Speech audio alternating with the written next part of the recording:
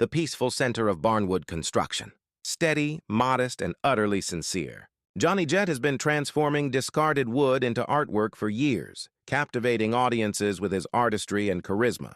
But underneath that kind grin is a tale of survival, sacrifice, and adversity. Johnny's life has not been easy, from his upbringing in rural Kentucky to his service in Vietnam, and followers were enraged by a startling rumor about his death just when it seems he had finally found peace doing what he loved most.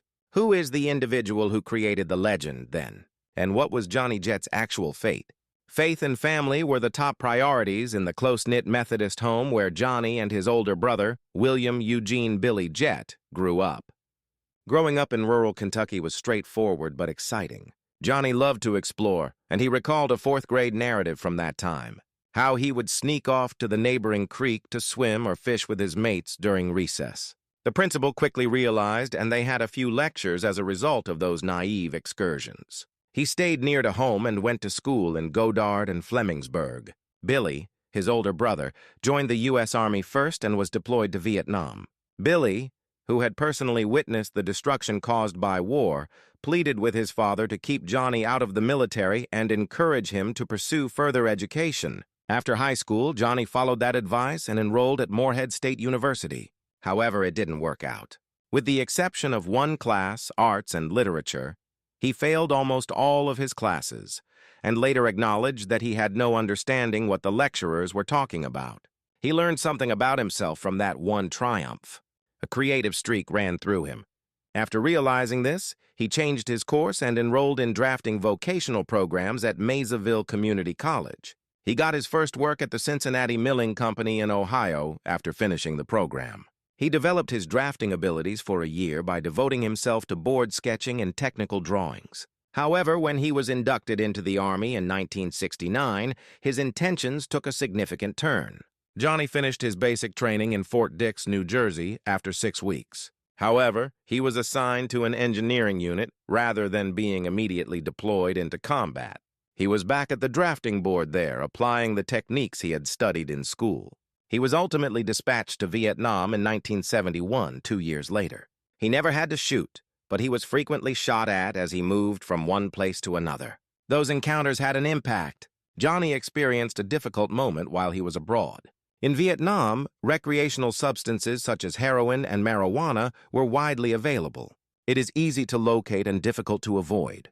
They were a means of overcoming boredom and the crippling weight of fear and melancholy for many soldiers, including Johnny. His father gave him a position at the family's water firm when he got back home. It was a familiar job and an opportunity to start over after growing up supporting his father. Johnny began to heal back home in Kentucky, far from the easy access to drugs. He frequently claimed that his religion got him through that time, believing that even though God didn't create him as an addict, he could use that hardship to his advantage. Johnny eventually started telling his tale in public, giving speeches at treatment centers and assisting others in overcoming their own addictions. Billy, in the meantime, had already begun a career in carpentry, working on projects that included tearing down and rebuilding historic log cabins. After observing his brother, Johnny decided to attempt creating one for himself. Eventually, he located an ancient cabin that he intended to renovate, but it was still rented by a brother and sister. When the brother moved into a nursing home and the sister died, fate took over. Johnny received an offer from the property owner. If he was prepared to demolish the cabin and rebuild it somewhere else, he could have it. Together, Johnny and Billy accepted the task. They moved each log back to their family farm by hand as they meticulously disassembled the ancient cabin. They then rebuilt it from the ground up, side by side. The two brothers had a fondness for rustic barns and dilapidated cabins. It was more than a hobby. It had a strong bond between them. However, tragedy came in 1995 when Billy died before completing his last project, a cabin he had been building with pride, patience, and care. Johnny made the decision to complete Billy's work because he was determined to pay tribute to his brother. He brought in Sherman Thompson, his best buddy and a talented carpenter like Billy, to assist him. As they finished the cabin together, something larger started to take shape. Johnny told his father that he was leaving his job to launch a cabin company because he loved his job so much. There was no better time to do it. As the market for vintage log buildings grew, Johnny saw a chance to make their mutual interest a reality. After that, Johnny and Sherman set out to find historic cabins that were 100 years old in rural Kentucky. They would purchase them one by one, disassembling each building with care and neatly arranging the ancient timbers in what they dubbed their boneyard. What began as a memorial to Billy gradually developed into a successful company. The two buddies quickly established a reputation as trustworthy providers of old, genuine wood. They sold more than simply materials, too. For those who wished to possess a piece of pioneer history, they rebuilt those cabins and provided complete restoration services. Then fate intervened in 1996. A man named Mark Bow arrived while Johnny was lounging on his back porch with a paintbrush in hand. Mark was searching for historic cabins while he was in West Virginia, visiting his girlfriend at Morehead State University. He had heard about Johnny from locals, who said that if he wanted logs from the pioneer era, he should see him. Since then, the story of their first encounter has spread throughout the community. Mark identified himself and stated that he was considering entering the log cabin industry. Without wasting a beat, Johnny answered that he was considering leaving. The two clicked immediately despite the exchange. By the end of the summer, Mark had located an astounding 100 cabins thanks to the assistance of Johnny and Sherman, who were familiar with the terrain. Mark was so impressed that Sherman asked if he would consider hiring them on a full-time basis once he moved some of those structures to his own boneyard in West Virginia. After Mark gave his approval, Johnny and Sherman formally joined his new business, Antique Cabins and Barns, in 1998. Johnny was one of the team's original members because of his background running machinery, disassembling cabins and reconstructing them from the ground up. His skill and commitment enabled the business to expand throughout the area, laying the groundwork for something even more significant to happen years later. An executive from New York's Silent Crow Productions named Rick Kaplan was responsible for that pivotal moment. Rick was on a ski trip with his wife when he chanced to go by the boneyard and saw the eye-catching old cabins stacked there. He paused to talk to Johnny and Sherman out of curiosity, and he soon met Mark. Rick proposed a documentary on their special operation, which would revolutionize the industry. They produced a 20-minute documentary in 2005, which was screened at a number of festivals.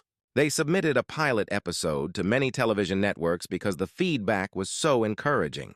However, the time was not favorable to them. Shows like American Chopper, which featured intense on-screen tension and dramatic confrontations, dominated the TV industry at the time. The pilot never lifted off, at least not yet, because the calm artistry and teamwork that went into these cabins didn't suit that description. When the crew received an offer to appear on a reality show a few years later, they nearly immediately declined. The artificial pandemonium that dominated reality TV at the time, along with drama, conflicts, and tension, was what the producers intended. Mark Bow, however, had no interest. His group had been working together for years, developing friendships and trust that went beyond business. "I wasn't going to start yelling at my friends just to make good television," he said. Then something changed. The DIY network had an entirely different idea when they came to them. Forced plots and phony fights were not what they wanted. Authenticity was what they sought. They want to document the team in their natural state, performing the arduous and truthful task of preserving historic barns and homes. Cameras followed the crew as they worked on their projects once filming started, and Mark actively influenced the narrative of their story. He helped develop the structure of each episode, interacted with producers on a regular basis, and finally joined the show's producers. He wished for each shot to convey their skill and sense of accomplishment. The response was tremendous when the show aired. The audience adored it. What began as a modest endeavor swiftly grew into something much larger. The production crew requested 13 more episodes right away after being astounded by the ratings. That marked the beginning of the future Barnwood Builders Company. Johnny had formally joined the cast by 2013, securing his position in what would turn out to be one of the most adored television teams. As they journeyed around the United States, restoring historic barns and log cabins, the show followed Mark, Max Hammer, Tim Rose, Graham Ferguson, Johnny Sherman Thompson, and later Alex Webb. However, Barnwood Builders was more than just a building company. The goal was to preserve history, The show appealed to a lot of viewers' deepest nostalgia, the spirit of early America's pioneering. These weren't merely structures. They were historical artifacts in motion. In the same way that archaeologists would treat old objects, the crew treated them with respect. Every project had a unique backstory. Additionally, the crew made effort to learn about the background of each site they worked on. They did more than simply restore historic buildings. They made them come back to life. They made connections with local woodworkers, blacksmiths, and craftspeople along the route, and occasionally they even had the opportunity to see reenactments of living history. Their admiration for the tradition they were protecting grew with each interaction. What set the show apart was its reverence for the past. It was more than just a series on home remodeling. It was entirely grounded in craftsmanship and had elements of reality and documentary. The care that went into lifting each log, restoring each home, and preserving each feature from deterioration was evident to viewers. The group led by Mark Bowes did more than simply repurpose old wood. Authenticity was maintained. When a log was no longer usable in one cabin, it was repurposed in another. The main goal was to pay tribute to the pioneers who constructed these buildings by hand long before power tools or other contemporary equipment were invented. Now, a story that delved deeply into American history launched the first episode of Barnwood Builders. In Depot, Indiana, Johnny and the team were sent to salvage timbers from a huge barn. One was first constructed in the 1830s by Josiah Lincoln, the uncle of President Abraham Lincoln. The project was enormous in scope and legacy. The barn's dimensions were 26 feet by 34 feet by 15 feet, and its timber beams weighed up to 200 pounds each. The crew treated each piece with care and reverence for the craftsmanship of the time, since each piece told a narrative. In contrast to contemporary buildings, this barn was put together with wooden pegs rather than nails, a characteristic of 19th century building. The crew would often tear off the roof with machinery, but this time there was a catch. The owner requested that the trusses, siding, and roof be retained. He intended to repurpose the materials for a new barn. For Johnny and his colleagues, the history in those boards made the extra manual labor worthwhile. After properly disassembling each beam and plank, the group carried the materials all the way to Virginia's Blue Ridge Mountains. There, a contractor would turn the repurposed wood into a brand new contemporary house, demonstrating that the past can endure in a stunning new way. These kinds of jobs were hard, but the crew made them seem easy. They collaborated with a relaxed friendship based on trust. According to one of them, they saw themselves as a close-knit team that worked in unison, with each member understanding what needed to be done and when, rather than as superiors or subordinates. Johnny Jett was at the center of that team. Johnny contributed a special fusion of talent, humor, and heart to every effort from the start. He journeyed far into rural America with his crew, taking on projects that turned abandoned cottages and dilapidated barns into living, contemporary wonders.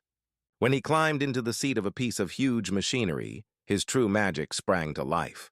He moved with calm skill and accuracy, handling those enormous tools like an artisan.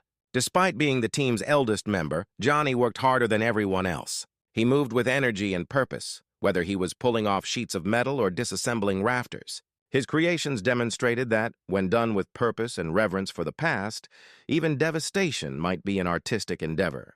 Team leader Mark Bowe often said that Johnny was the best equipment operator he had ever seen, and true craftsman who maintained his modesty. Johnny became a fan favorite because of his humility. Even on Reddit, where his grandson assisted in answering fan questions during a Q&A, his sense of humor was evident. In response to a question about how he became so proficient with a forklift, Johnny jokingly said that it was due to years of practice and his aversion to getting off. Beneath the comedy, though, was a guy who cherished his art, his neighborhood, and the splendor of his surroundings. He frequently talked about the amazing places the show took him, with the Four Corners area being one of his favorites. His fascination for the huge desert vistas and their diverse range of hues and forms stemmed from his upbringing in the verdant Appalachian region. Later, the Barnwood Builder team paid a moving homage to Johnny on social media, describing him as a brilliant builder, an artist, a man of faith, and most significantly, a devoted friend. That affection was not limited to the workplace. Many nights were spent sharing stories and creating memories at Johnny's cabin in Fleming County, Kentucky, where he frequently welcomed other cast members. As a testament to the sincere friendships that characterized their relationship both on and off screen, Mark Bowe once remarked that Johnny's house and the neighborhood seemed like a second home to him. The crew occasionally worked on personal restoration projects during interruptions in the filming schedule. Long before the show started, Johnny had been restoring buildings from the pioneer era, and once he found an old chapel that was crumbling under its own weight. Seeing potential in its bones, he started rebuilding it in Fleming County using the fine timber that was still there. The rest of the crew assisted him in dismantling the remainder of the construction after they realized what he was doing. Although it hadn't been scheduled for that season, the production crew soon recognized the moment's beauty and chose to include it on the show. Fans were excited to visit the renowned boneyard, where the crews preserved and refurbished old logs as Barnwood builders gained prominence. However, people had to view it from behind the fence due to safety constraints. It was a real operational construction yard rather than a tourist attraction. The show's popularity was partly due to its realism. Instead of staged builds or pre-written drama, each episode featured actual clients and projects. From the beginning, Mark B. made it apparent that he was committed to being real. Refusing to transform real friendships into TV feuds, he rejected early network proposals that sought to create manufactured drama in the series. He wished to maintain the emphasis on the history, the craft, and the cooperation. That choice was the essence of Barnwood Builders. When Chip and Joanna Gaines changed the channel to Magnolia Network in November 2022, the show, which had previously shown on the DIY network, entered a new phase. The series gained a new prominence and a larger audience when they individually selected Barnwood Builders to be a part of their new lineup. The risk was worthwhile. From 60 million homes to almost 500 million worldwide, viewership skyrocketed. However, an unanticipated rumor soon emerged, reminding everyone of how brittle success and its reality can be. Fans of the Barnwood Builders were shocked to learn that Johnny Jett had died. It spread quickly, and to be honest, most people initially thought it was true. It didn't seem feasible considering the hard nature of his job, hauling huge logs, tearing down old barns, and reconstructing historic cabins. Even for the younger crew members, the work is physically demanding. It was natural to anticipate the worst for someone Johnny's age. Viewers had been expressing concerns about Johnny's health even before the prank was revealed. As a result, hysteria broke out when followers discovered an online obituary for a man named Johnny Jett. However, upon closer inspection, everyone saw that the man was not from Houston, Texas at all. The relief came instantly. Hopefully, the erroneous information didn't have a significant impact on Johnny's wife Donna or his grandchildren Jonathan and Nicholas, who were the offspring of his late son Johnny Eugene Jet, who died in 2017. Johnny was shocked to learn of the death hoax himself. In typical Johnny form, however, he accepted it. Instead of becoming angry, he concentrated on the flood of affection and encouraging remarks that ensued. That optimistic attitude encapsulates him. He's a devout man who believes in following his Savior wherever he leads. Barnwood Builders fans are aware that Johnny never gives up after a challenging day's labor. He always has a smile on his face and a steady hand regardless of the temperature. His work ethic and positivity have contributed to the show's uniqueness. He is also fortunate to have a buddy and employer like Mark Bowe, who is devoted to looking after his team. Even the crew members who have been with the ship from the start have been given special attention by Mark. For example, Johnny has a cozy retirement in store for them. Outside of the program, Johnny continues to pursue his passion for art. His handcrafted, rustic creations showcase his profound admiration for craftsmanship and heritage. Fans admire his originality, as seen by the speed with which his work sells online. With an estimated net worth of about $400,000, Johnny and Donna have established a stable and satisfying life. The majority of their personal lives are kept secret. However, that is hardly surprising for someone as grounded and modest as Johnny. His function is still crucial, and he continues to make frequent appearances on Barnwood Builders. By working together, Johnny, Mark, and the team have dispelled long-held misconceptions about Appalachian artisans. By redefining what it means to be a hillbilly, they have demonstrated to the world that it truly consists of perseverance, hard work, and pride in one's work. They search for old barns and cabins that need to be saved, which takes them all across the eastern United States. Additionally, the crew relies on Johnny to manage any complicated or dangerous tasks. He is invaluable because of his accuracy, endurance, and profound regard for the contents. He feels as though he is becoming a part of that story each time he restores a fragment of history. Johnny is recognized as the cool-headed, competent demolition guy in the restoration community. The person who completes the task without any drama or fuss. From the start, he has been a pillar of Barnwood builders. Furthermore, it's difficult to picture the show without him. The moment when fans discovered the death rumors were untrue, it was all expressed in the collective sigh of relief. It's obvious that neither Johnny nor his co-stars or producers want to slow down. He will continue to do what he loves as long as there are barns to deconstruct and cabins to save. He frequently considers how blessed he is to be able to pursue his passion for a living, serving as a reminder to others that those who are able to do what they love every day are genuinely fortunate. Despite his eventual fortune and notoriety, Johnny still considers himself an ordinary man.